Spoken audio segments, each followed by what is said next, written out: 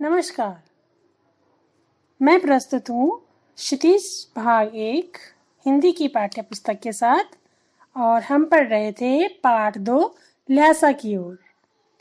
यह पाठ राहुल सांकृत्यायन जी ने अपनी पहली तिब्बत यात्रा के आधार पर लिखा है। उन्होंने इस पाठ में अपनी तिब्बत यात्रा का वर्णन किया है और उनकी तिब्बत यात्रा का वर्णन हम पाठ के अंतर्गत पढ़ चुके हैं कि उन्हें किन किन कठिनाइयों का सामना करना पड़ा। तो बच्चों, पाठ हम पढ़ चुके हैं। आज मैं करवाऊंगी पाठ से संबंधित प्रश्न उत्तर।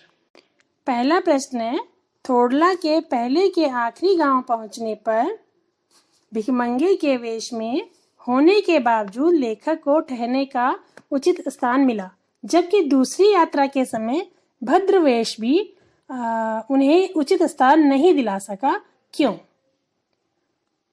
बच्चों, जैसा हमने पढ़ा कि जब लेखक थोडला के आखिरी गांव पहुंचने पर लेखक भिखमंगे के वेश में होने के बाद भी ठहरने का स्थान पा गया, क्योंकि उस समय उसके साथ बौद्ध भिक्षु सुमिति थे। सुमिति की उस गांव में जान पहचान अच्छी थी।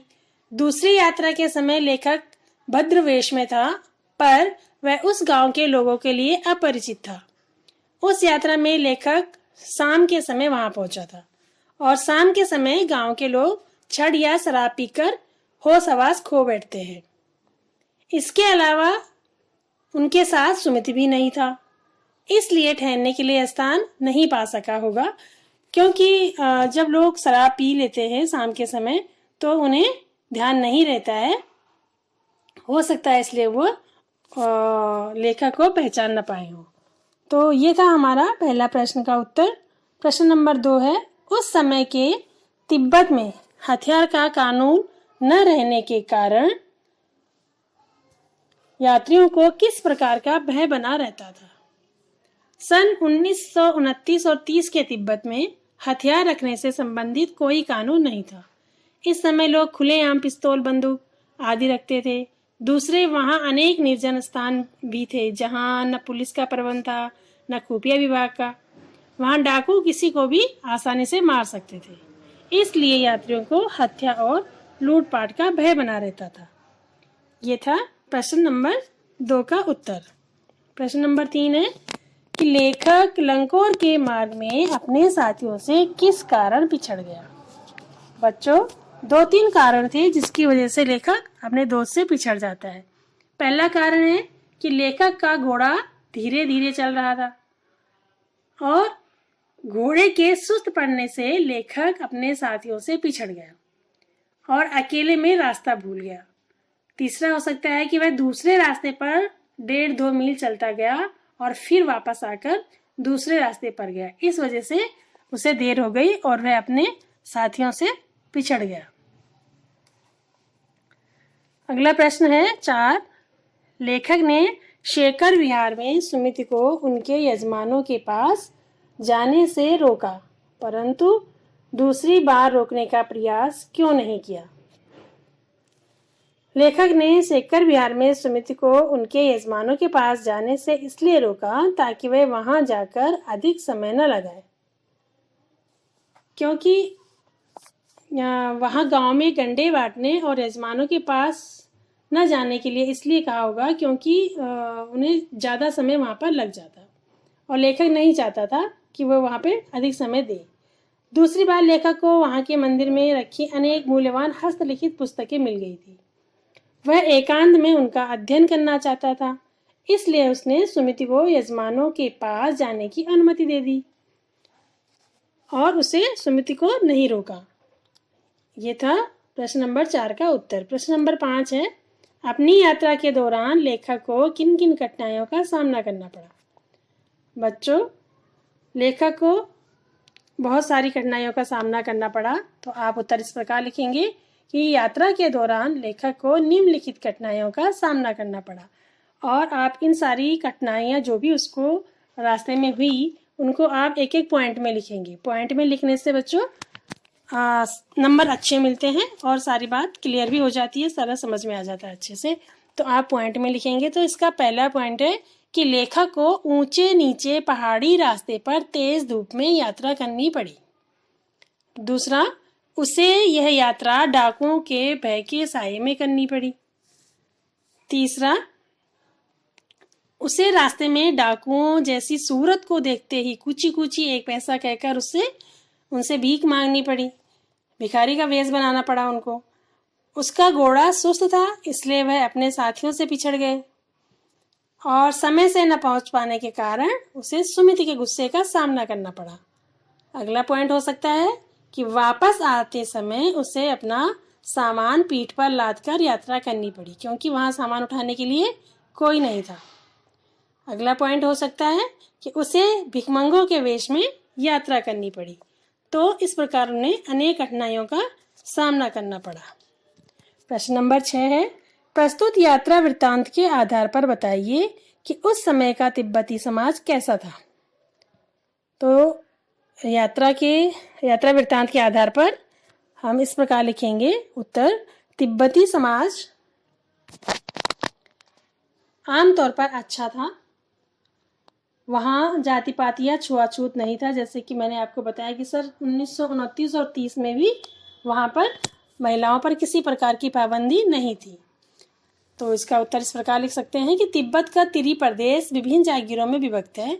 अधिकतर जागीरें विभिन्न मठों के अधीन है वहाँ पे, और जागीरों के मालिक खेती का प्रबंध स्वयं करवाते हैं।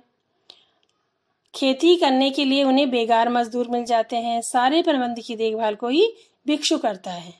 वह भिक्षु जागीर के लोगों में राजा के समान सम्मान पाता है। तिब्बत के समाज में छुआछूत, जाति पाति आदि कुप्रथाएं नहीं है। कोई अपरिचित व्यक्ति भी किसी के घर में अंदर तक आ जा सकता है। वह अपनी झोली में से चाय की पत्ती देकर घर की महिलाओं से चाय बनवा सकता है। सास बहू कोई भी इसका बुरा नहीं मानती। हाँ, बहुत निम्न श्रेणी के भिखमंगों को घरों में घुसने नहीं दिया जाता। तिब्बत के लोग जान पहचान होने पर यात्रियों को ठहरने का अच्छा प्रबंध करते हैं और शाम के 6 बजे शराब पीकर या छड़ पीकर मस्त हो जाते हैं। तो ये था उस समय का तिब्बती समाज के बारे में हमने पढ़ा। प्रश्न नंबर है 7।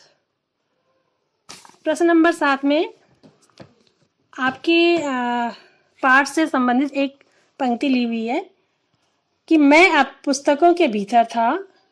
यह है लाइन। तो नीचे दिए गए विकल्पों में से कौन सा इस वाक्य का अर्थ बतलाता है। आपको 4 विकल्प दिए हुए हैं और आपने सही विकल्प चुनना है। पहला है, लेखक पुस्तकें पढ़ने में रम गया। दूसरा है, लेखक पुस्तकों की शेल्फ के भीतर चला गया। तीसरा है, लेखक के चारों ओर पुस्तकें ही थी। चौथा है, पुस्तक में लेखक का परिचय और चित्र छपा था। तो बच्चों, मैं आप पुस्तकों के भीतर था, इसका सही उत्तर है लेखक पुस्तकें पढ़ने में रम गया था। यह था प्रश्न नंबर 7। अब है प्रश्न नंबर 8। प्रश्न नंबर 8 आपको रचना और अभिव्यक्ति के आधार पर करना है। प्रश्न नंबर 8 है, सुमति के यजमान और अन्य परिचित लोग लगभग हर गांव में मिले। इस आधार पर आप सुमति के व्यक्तित्व की किन विशेषताओं का चित्रण कर सकते हैं। सुमति के यजमान और अन्य परिचित लोग लगभग हर गांव में मिले। इससे यह पता चलता है कि सुमति के सम्मान का जो दायरा था वो बहुत बड़ा है। तिब्बत के तिरी प्रदेश में लगभग हर गांव में उसके परिचित हैं। वह उनके यहाँ धर्मगुरु के रूप में सम्मानित होता है। लोग उसे आदरपूर्वक घर में स्थान देते हैं। वह सबको बोध गया का गंडा प्रदान करता है। लोग गंडे को पाकर धन्य अनुभव करते हैं। सुमति स्वभाव से सरल, मिलनसार, स्नेही, मृदु रहा होगा, तभी लोग उसे उचित आदर देते होंगे। ये था प्रश्न नंबर 8 का उत्तर। प्रश्न नंबर 9 है कि हालांकि उस वक्त मेरा भेष ऐसा नहीं था कि उन्हें कुछ भी ख्याल करना चाहिए था।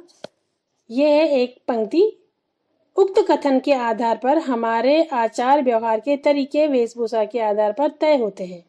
आपकी समझ में यह उचित है अथवा अनुचित, विचार व्यक्त करने हैं आपको अपने। तो इसका सही उत्तर है कि यह अनुचित है। हम किसी के भी वेशभूषा के आधार पर उसके आचार और व्यवहार को नहीं जान सकते हैं। सामान्यतः लोगों में एक धारणा बन गई है कि पहली बार मिलने वाले व्यक्ति का आकलन उसकी वेशभूषा देखकर किया जाता है। और जाते समय उसके विचारों से। लोग व्यक्ति के कपड़ों को देखकर उसकी धारणा बना लेते हैं और उसका मान सम्मान भी वैसा ही करते हैं। स्वयं लेखक को भी इन परिस्थितियों से दो चार होना पड़ा था। मेरे विचार से हमारा आचार विचार तथा व्यवहार का तरीका व्यक्ति की वेशभूषा के आधार पर तय नहीं होना चाहिए। यह आवश्यक नहीं कि अच्छे कपड़े पहनने वाले सभी लोग अच्छा इंसान ही होते हैं। यदि ऐसा होता तो सभी सफेदपोश नेतागण अच्छे व्यक्ति होते। अच्छी वेशभूषा में कुछ संगत विचारों वाले लोग हो सकते हैं। सस्ते तथा निम्न कपड़ों से कोई व्यक्ति निम्न कोटि का नहीं हो सकता। इसका उदाहरण आप ले सकते हैं, जैसे महात्मा गांधी एक धोती में रहते थे, ईश्वरचंद्र विद्यासागर जी, प्रेमचंद जी के फटे जूते आपने कहानी पढ़ी हुई है, और राजेंद्र प्रसाद जी, ये सारे लेखक, ये महान व्यक्ति थे।